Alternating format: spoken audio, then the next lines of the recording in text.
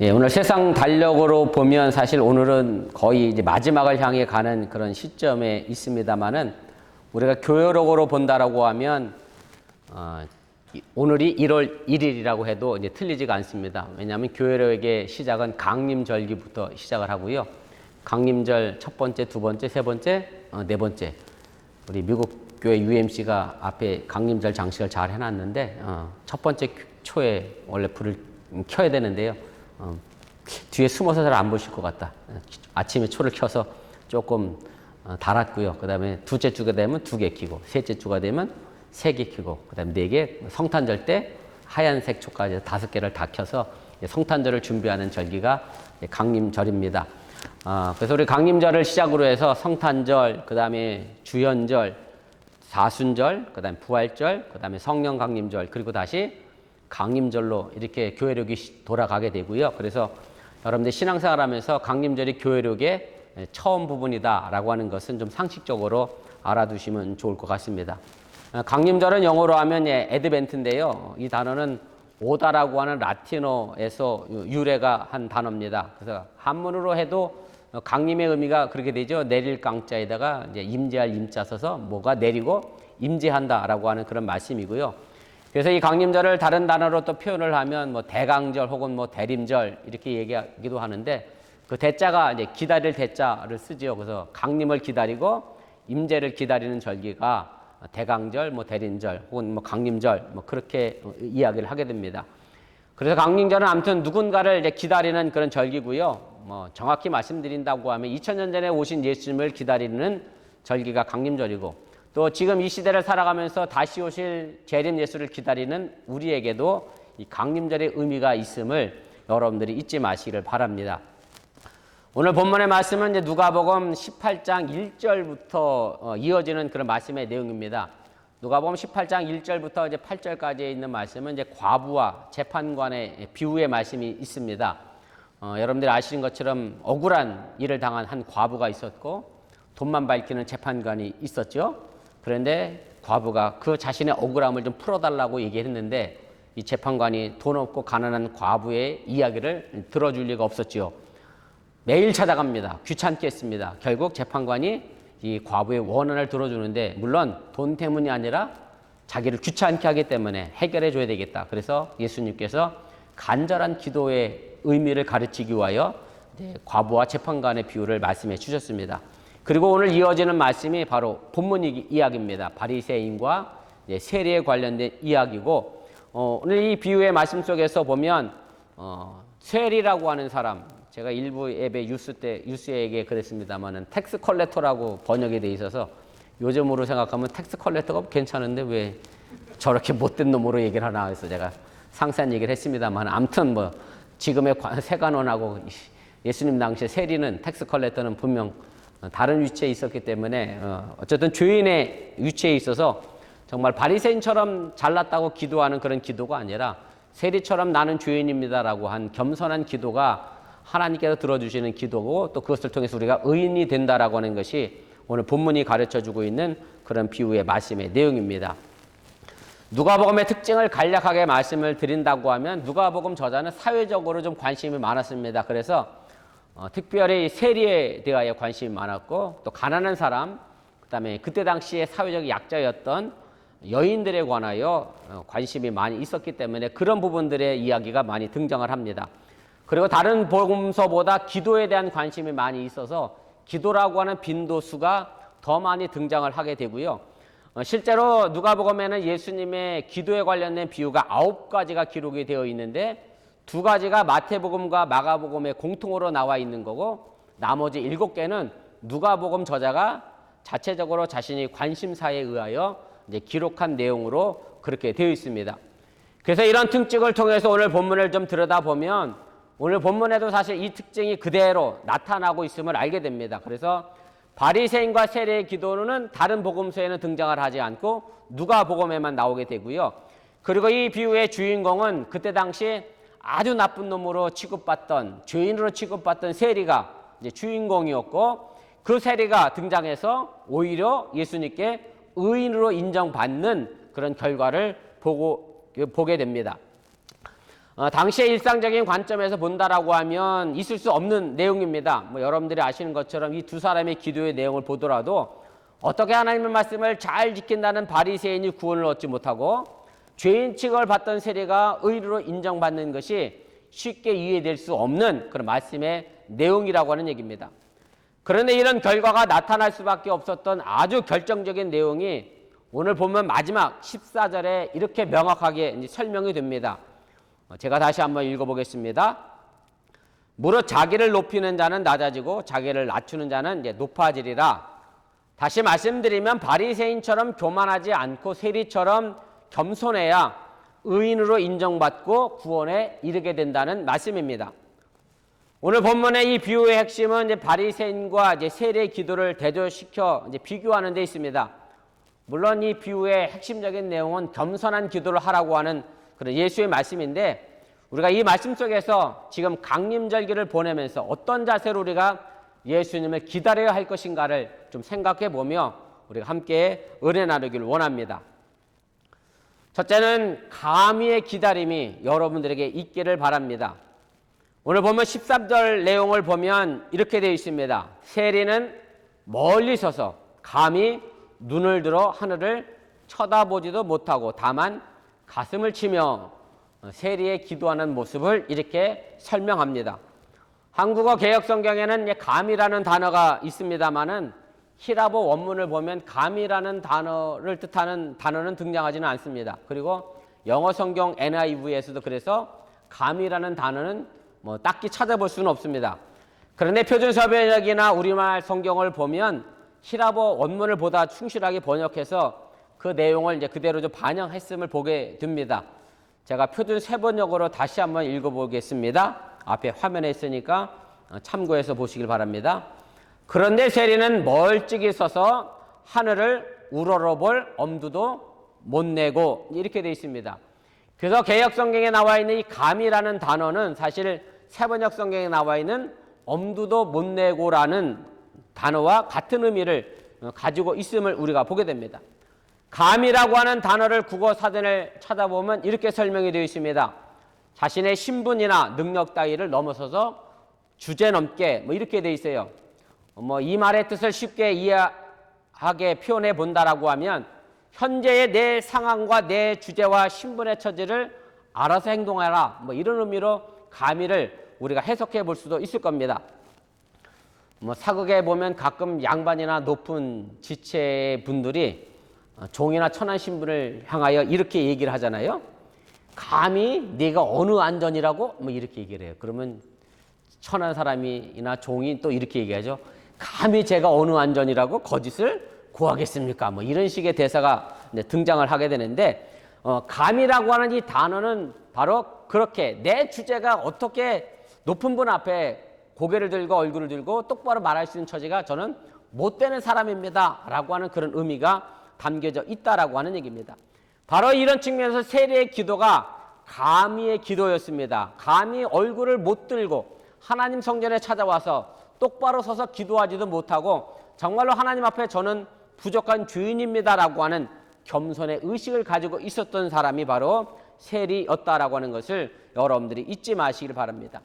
우리가 이 강림절기를 보내면서 바로 이런 세리의 감히의 기다림이 있어야 합니다. 예수님이 우리를 위하여 이 땅에 오셨는데 나는 그 예수님에 비하면 정말로 죄인이기 때문에 내가 감히 예수님의 얼굴을 바로 쳐다보지 못하고 제가 예배하고 경배하지도 못할 그런 사람입니다 라고 하는 감히가 필요한 것이고요. 오늘 바리새인처럼 감히 네가 뭔데 나한테 이렇게 함부로 대드느냐, 이런 식의 감히가 우리에게 존재해서는 안 된다라고 하는 얘기입니다. 바리새이든 세리든 간에 하나님 앞에서는 우린 똑같이 천한 신분이고 죄인일 수밖에 없음을 여러분들이 기억하시기를 바랍니다. 오늘 바리새인의 기도의 내용을 보면 바리새인이 정말 신앙생활을 잘했습니다. 먼저 구체적으로 보면 이렇게 돼 있어요. 부정적인 내용인데 자신이 하지 않은 나쁜 행동에 대하여 이야기합니다. 11절이죠. 토색을 안 했습니다. 남의 것을 강제로 뺏지 않았다라고 하는 의미고요. 불의, 간음을 하지 않았습니다. 이렇게 얘기하면 이건 나도 안 했는데 바리새인도 나랑 별 차이 없겠구나. 이렇게 생각할 수 있는데, 근데 그 다음에 이제 긍정적으로 자신이 경건생활을 얼마나 잘했는지를 관한 이야기를 하는데 이렇게 합니다. 일주일에 2번 금식하고, 뭐 요즘처럼 살 빼려고 일부러 안 먹은 게 아니고요. 기도하기 위하여 2번 금식했다고 하는 얘기고, 소득의 11조를 자기가 드렸다. 그런데 영어 성경에 보면 단순하게 뭐 월급 받아 드린 11조가 아니고요. 자기가 살면서 얻은 모든 것에 11조를 드렸다라고 이야기를 하고 있습니다. 이 정도면 굉장히 훌륭한 신앙이고, 요즘 이 시대 속에서 이런 정도의 신앙이면 뭐가 돼야 돼요? 교회에서? 장로가 돼도 남을 사람이 바로 이런 정도의 신앙생활의 본보기라고 할 수가 있습니다. 제가 다음 주에 신천 임원을 세운다고 몇 분에게 미리 통보를 드렸더니 감히 다 이렇게 얘기하셔서, 예, 우리 교회는 참 감사해요. 감히 바리새인처럼 하겠다고 하는 분이 안 계셔서. 근데 사실 이 정도 기준에 맞춰서 나는 그 기준이 안 돼서 못합니다, 물론 할 수도 있는데, 그렇지만 우리가 바리새인의 이 기도가 결코 옳은 기도는 아니었음을 우리가 다시 생각해 보면서 겸손하게 자신의 직책을 또 잘 감당해 줄 수 있는 우리 신천 임원들이 될 수 있기를 바랍니다.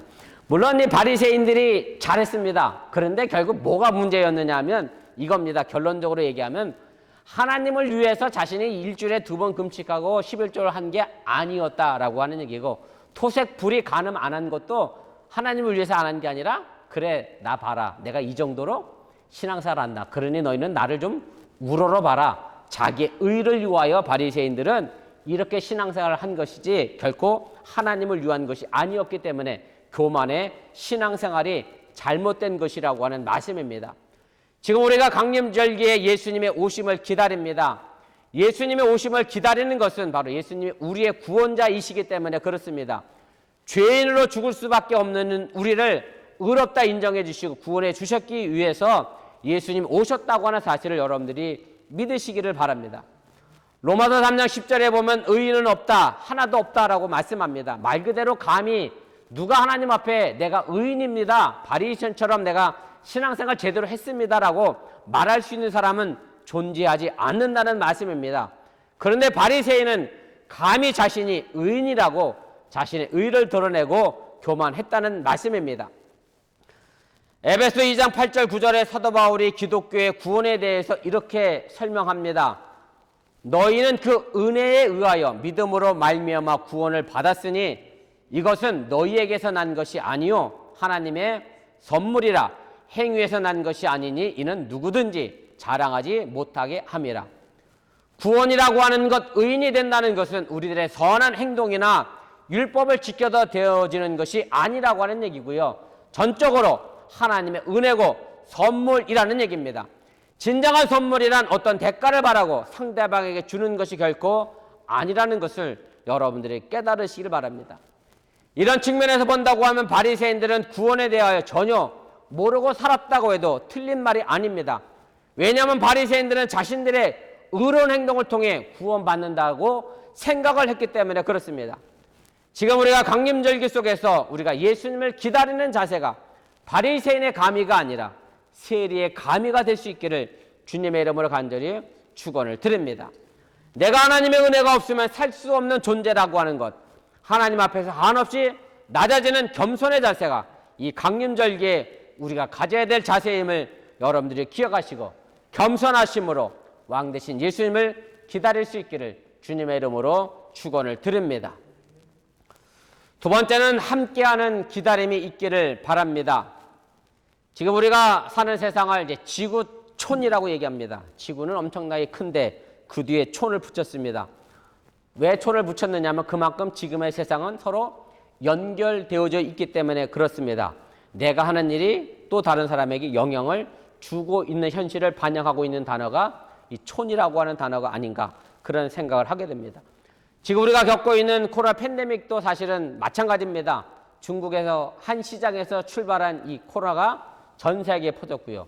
또 뭐 오미크론이라고 하는 변이가 남아공에서부터 출발해서 지금 아시아를 거쳐 미국으로 뭐 유입된다라고 하는 그런 상황을 보면 우리는 서로 연결되어져 있음을 우리가 알게 됩니다. 뭐 여러분들이 특별히 제조업체, 특별히 현대기아에 연결돼서 계시는 분들이라 뭐 잘 아시잖아요. 한 업체가 멈추면 결국은 다 멈추게 돼 있어요. 하나 업체라도 영향을 안 받을 수 없는 업체가 없다라고 하는 얘기고, 그러다 보니까 나 혼자 살아가는 세상이 아니라 우리가 함께 살아가는 세상이어야 한다는 그런 말씀입니다. 그래서 우리가 예수님을 기다리는 자세 또한 마찬가지입니다. 나 혼자 의인으로 인정받아 구원에 이르는 신앙이 아니라 우리 모두가 함께 구원받는 신앙생활을 지향해야 한다는 그런 말씀입니다. 우리 감리교를 창시했던 존 웨슬리 목사님은 구원을 두 가지로 이야기했습니다. 하나는 개인적인 구원입니다. 말 그대로 내가 예수 믿어 내가 구원받는 것을 이야기를 했습니다. 그리고 또 다른 하나가 사회적 구원을 얘기했습니다. 개인적으로 구원받은 개인이 모여지게 되면 결국 누가 구원을 받게 되느냐면 사회 전체가 하나님 앞에 의롭게 인정받는 사회가 될 수 있다. 그래서 사실 감리교회가 다른 교단에 비하면 사회적 활동에 많이 참여하는 신학적 근거를 갖고 있는 교단이 우리 감리교단입니다. 그래서 개인 구원과 사회 구원이라고 하는 것은 사실은 서로 따로 있는 게 아니고요. 내가 개인적으로 구원받아 결과적으로는 사회를 구원시키는 함께 연결된 그런 과정이 구원이라고 하는 얘기고 바로 이런 구원이 우리가 강림절기 속에서 지향해야 될 구원임을 여러분들이 믿으시기를 바랍니다. 오늘 본문 11절에 보면 바리새인이 이렇게 기도했습니다. 서서 따로 기도했다. 따로라고 하는 말은 혼자 있었다는 말입니다. 요즘 말로 하면 바리새인들은 저기 있는 세리하고 레벨과 클래스가 달라서 같이 섞일 수 없는 존재였다. 본인 스스로 그렇게 생각해서 홀로 앞에 성전에 서서 기도해서 하나님 앞에 자신을 많은 사람들에게 돋보이는 행동을 하고 있음을 우리가 보게 됩니다. 그러나 하나님 앞에 그 바리새에 있는 세리든 똑같은 사람임을 여러분들이 기억하시길 바라고요. 우리는 그저 보통 사람이 지나지 않는다는 생각을 여러분들이 또한 가질 수 있기를 주님의 이름으로 부탁을 드립니다. 오늘 본문의 바리새인은 정말로 극단적인 자기 의에 빠진 사람입니다. 하나님 앞에서 감사 기도를 드리는데 사실은 제가 그 앞부분이 아니라 뒷부분 때문에 오늘 이 이야기를 쓴 건데요. 본문 11절인데 제가 화면에는 뒷부분만 썼는데 한번 보시길 바랍니다. 바리새인은 서서 따로 기도하여 이르되 하나님이여 나는 다른 사람들 곧 토색, 불의, 간음을 하는 자들과 같지 아니하고 그 다음이 기가 막혀서 제가 이 말씀을 드립니다. 이 세리와도 같지 아니함을 감사하나이다. 왜 이 말이 기막히다라고 하는 얘기냐면 결국 바리새인은 세리를 차별한 겁니다. 멸시한 겁니다. 어떻게 보면 좀 구별지었다라고 좋은 말로 표현할 수도 있을 것 같은데 아무튼 바리새인은 홀로 멀리 서서 따로 서 있는 세리와 구별되어 있는 자신의 삶에 대하여 감사하고 있는 극단적인 자기 의에 빠진 사람이라고 말할 수밖에 없다라고 하는 얘기입니다. 사도 바울은 디모데전서 1장 15절에서 자신을 가지고 죄인 중에 가장 나쁜 괴수다, 죄인의 우두머리다 라고 이야기합니다. 세리는 바로 그렇게 자신을 생각했다라고 하는 것을 여러분들이 기억하시길 바랍니다. 진정 바리새인이 하나님 앞에서 바른 신앙생활을 하려고 했다고 하면 멀리 서서 기도하고 있는 세리와 함께 기도해야 합니다. 나누고 차별하고 구별하는 것은 하나님이 기뻐하시는 일이 결코 아님을 여러분들이 기억하시기를 바랍니다. 우리가 살고 있는 미국이 그 나누고 차별하고 구별하는 역사 때문에 지금도 여전히 복잡하고 어려운 사회 속에서 우리가 살아갑니다. 그래도 이 지역은 한인 인구가 좀 있어서 좀 덜합니다만은 그래도 한인 인구는 소수민족에 불과합니다. 백인에 비하여 또 흑인에 비하여 더 이야기하면 남미 사람들에 비하면 한국 사람들은 더 적은 소수민족에 불과하고 그러다 보니 알게 모르게 여러 가지 차별과 구별과 나눔을 당할 때가 있다라고 하는 얘기입니다. 바로 여러분들도 그런 차별과 나눔을 만들지 마시기를 바랍니다. 예수님이 잃어버린 양 한 마리를 따로 그냥 두지 않으셨습니다. 기어이 99마리의 양을 두고 그 한 마리를 찾아 나서셨고요. 그 찾은 양을 99마리의 양과 함께 구원의 길로 인도하셨음을 여러분들이 믿으시기를 바랍니다. 이 강림절기 속에 우리 또한 따로 서 있는 신앙인의 삶의 모습이 아니라 이 땅에 살고 있는 모든 사람의 구원을 위하여 함께 평화의 왕으로 오신 예수님을 기다리는 귀한 절기가 될 수 있기를 주님의 이름으로 축원을 드립니다. 세 번째는 부정과 긍정의 기다림을 가지시기를 바랍니다. 오늘 본문에 본 바리새인들은 다른 사람들이나 세리와 같지 않음에 대하여 감사하며 하나님께 기도를 했습니다. 이 말은 자신이 죄인이 아니라는 부정의 의미를 담고 있습니다. 바리새인의 기도를 살펴보면 11절에서 자신이 하지 않은 일을 이루하여 기도했고 12절에서는 자신이 행하였던 잘한 일을 이야기했습니다. 그리고 그저 하나님께만 감사하면 됐을 텐데 무엇을 해달라거나 요구하지 않은 것을 볼 때 정말로 그 당시 최고의 종교적 기도였다라고 해도 우리가 틀리지가 않음을 우리가 알게 됩니다. 그런데 반대로 세리는 같은 유대인들에게 나쁜 일을 많이 했습니다. 자신의 나라 유대 땅에서 잘못을 많이 했고 남의 물건을 강제로 세금으로 받아들였기 때문에 죄인이라고 스스로 인정했던 것을 보면서 우리가 부정과 긍정의 신앙의 차이가 무엇인가를 우리가 좀 생각해 볼 필요가 있습니다. 내가 죄인이 아니다라고 하는 이 부정은 결국 우리를 구원에 이르게 하지 못합니다. 그러나 내가 죄인이라고 하는 이 긍정은 나를 예수님께로 이끌어 간다라고 하는 사실을 여러분들이 잊지 마시기를 바랍니다. 제가 오늘 일부 예배를 조금 늦게 시작했는데 우리 임병원 성도님 여러분들 위해서 좀 기도해 주시면 좋을 것 같아요. 임병원 성도님이 3일 정도 일부러 굶으셨어. 왜 일부러 굶으셨느냐면 대변 보는 게 힘드셨으니까 일부러 굶으셨어. 그 얘기는 굉장히 큰 뭐랄까 치액 같은 치질 주먹만한 게 나와 계시대요. 근데 그게 혹시 뭐 직장암의 종류가 아닐까 염려하시고 걱정하시긴 하는데 뭐 직장암은 아닐 것 같긴 한데 근데 그렇게 해요. 근데 김전 성도님이 그런 얘기를 해요. 자기가 이제 입을 열어서 얘기했다는 얘기는 뭐 했다는 얘기예요? 더 이상 참을 방법이 없어서 자기한테 얘기한 거래. 자기는 3일 동안 밥도 안 먹은 것도 몰랐대. 그렇게 아파하는지도 몰랐대. 혼자. 남자들 꼭 새겨 들으세요. 부인 말 잘 듣고 사세요. 제가 왜 이야기를 하느냐면 저랑 다르지 않아서 그래요. 저랑 다르지 않아서. 제가 어느 날 신방 갔다가 우리 집사람한테 그랬어요. 여보, 저기 영동대로에 그 만리장성 있잖아. 거기에서 일하는 집사님 있는데 그분이 친구 병원을 갔는데 치질인 줄 알고 신방을 갔더니 그 친구가 대장암이었대. 그래서 자기도 검사를 해봤다는 거야. 그랬더니 자기도 치질인 줄 알았더니 대장암이었다는 거예요. 그래서 제가 그분 대장암 수술할 때 신방 가고 병문안 갔다니까요. 그 얘기를 내가 집사람한테 했어요. 그래서 우리 집사람이 저한테 뭐라 그래요? 여보, 당신도 검사를 해봐. 그랬더니 제가 뭐라 그랬냐면 아니야, 나 아직 젊고 그리고 난 혈변도 보지도 않았고 그리고 나는 아직 대장암은 아니야. 치질이지 대장암은 아니야. 그랬는데 제가 뭐였어요? 대장암이었다니까. 그래서 부인 말 꼭 잘 들으시기를 바랍니다. 제가 왜 이 이야기를 좀 기도해달라는 말씀 드리면서 드렸느냐면 임병 선생님 본인이 자기가 아픈 거 참을 때까지는 의사를 안 찾아가시는 거예요. 도저히 이제 더 이상 참을 수 없으니까 오늘 이제 어전케를 가신다고 그래. 자기 일이 밀려서 병원 갈 시간이 없어서 시간 내서 어쨌든 어전케는 가신다고 그랬다는데 내가 아프다는 걸 알아야 누굴 찾아가느냐면 의사를 찾고 병원을 찾습니다. 제가 이 말씀을 드리는 건 내가 죄인이라는 걸 알아야 누굴 찾느냐면 예수를 찾고 구원을 찾고 교회를 찾는 거지 내가 죄인이 아니다. 나는 의로운 사람이다. 나는 하나님 없이도 살 수 있는 사람이다라고 생각하면 절대 그런 사람들에게는 구원이 이르게 되지 못한다라고 하는 것을 여러분들이 꼭 기억하시길 바랍니다. 누가복음 5장에 보면 게네사렛 호숫가에서 베드로가 고기를 잡았어요. 밤새 잡았어요. 어부가 밤새 잡았는데 한 마리도 못 잡았어요. 그래서 내려와서 해변가에서 그물을 정리하고 있는데 예수님이 찾아가서 베드로에게 뭐라 그러냐면 야, 다시 깊은 데 가서 그물을 내려 던져봐라 그랬어요.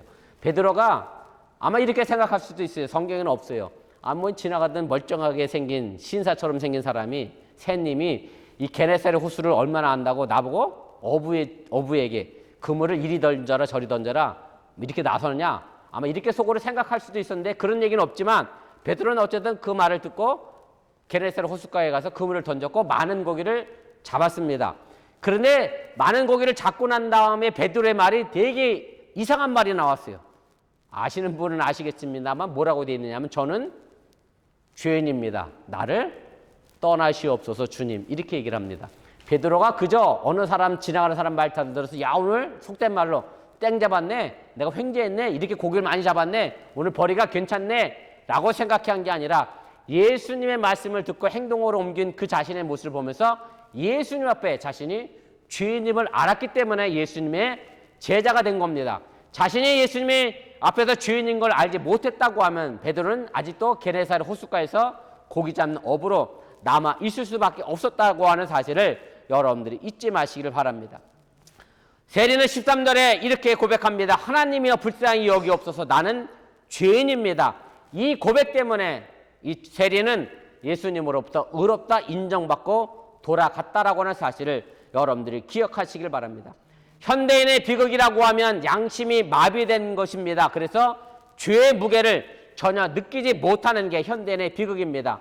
우리가 죄인이라는 사실에 좀 예민할 필요가 있습니다. 또 다른 사람들과 비교해서 이렇게 얘기하죠. 아유, 저 사람에 비하면 난 그래도 착한 사람이야. 저놈 진짜 나쁜 사람이야. 난 그래도 괜찮아. 라고 생각하는 비교 의식 때문에 우리가 내 죄에 대해서도 좀 그렇게 심각하게 생각하지 못하는 경향이 없지 않아 있음을 보게 됩니다. 정말로 자그마한 죄를 할지라도 오늘 이 세리처럼 가슴 아파하며 회개하는 그런 믿음과 신앙의 생활이 뒤따를 수 있기를 주님의 이름으로 간절히 축원을 드립니다.